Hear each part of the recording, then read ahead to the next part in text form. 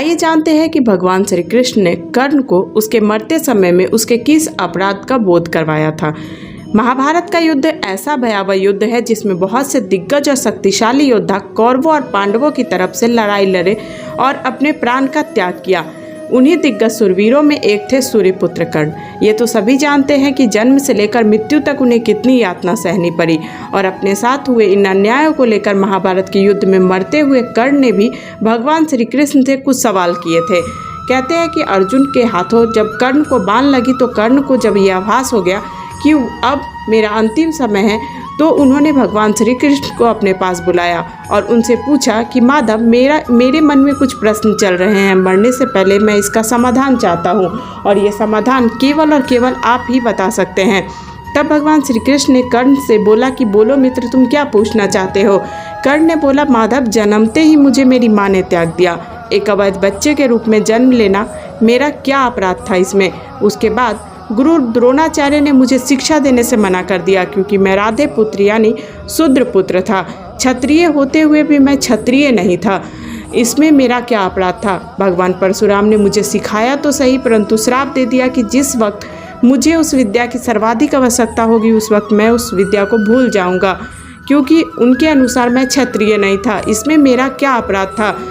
एक भूल बस मुझसे एक गाय को बाण लग गया जिससे उसकी मृत्यु हो गई और उसके मालिक ने मुझे श्राप दे दिया, जबकि मेरा कोई दोष नहीं था।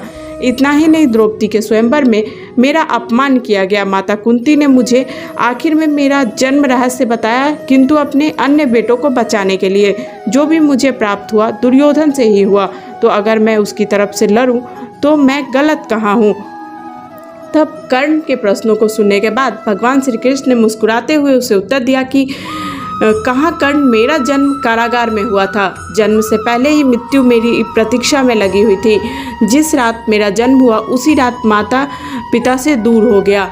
माधव ने अगर कहा कि तुम्हारे बचपन में खड्ग, रथ, घोड़े, धनुष, बाण के बीच उसकी ध्वनि सुनते हुए बीती तुम्हारा बचपन, लेकिन मुझे ग्वाले की गौशाला मिली, गोबर मिली और खड़ा होकर चल भी पाया। इससे पहले ही कई प्राणघात हमले झेलने पड़े। कोई सेना नहीं, कोई शिक्षा नहीं, लोगों से ताने ही मिले कि उनकी समस्याओं का कारण मैं हूँ। तुम्हारे गुरु जब तुम्हारे ऐश्वर्य की तारीफ कर रहे थे, मुझे उस उम्र में कोई शिक्षा भी नहीं मिली थी।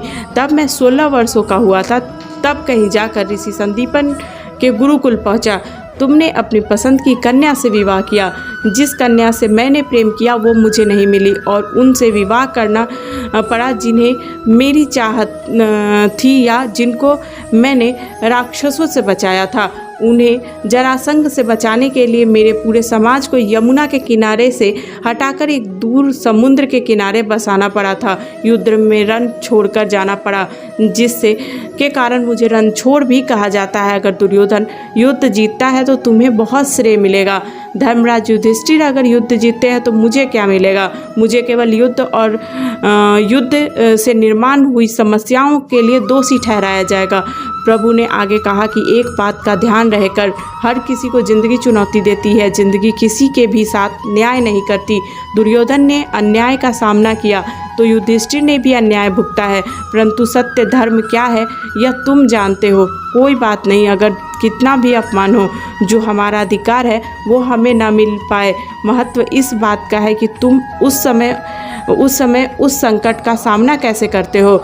श्री कृष्ण ने कहा कि रोना बंद करो कर्ण, जिंदगी न्याय नहीं करती। इसका मतलब यह नहीं होता कि तुम्हें अधर्म के पथ पर चलने की अनुमति है।